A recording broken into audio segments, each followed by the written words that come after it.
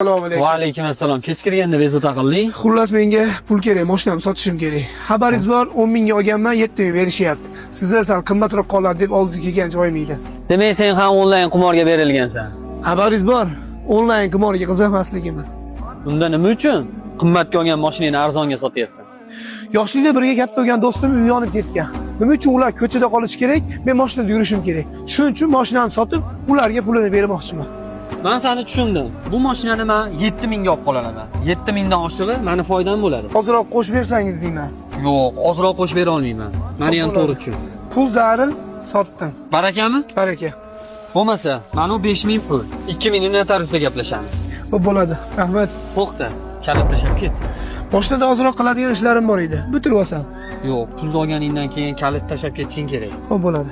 Mana u kalit dokumentlari joyida. Xo'p. Xo'p. To'xta. Odamni boshiga ish tushganda unumli foydalanadigan mashina purushlarga o'xshatyapsanmi? Olma o kalitingni. Pulchi. Pulni yaxshilikka ishlat. Pulni topganda berasan. Pul odamdan aziz bas. Sog' bo'lgin ukam.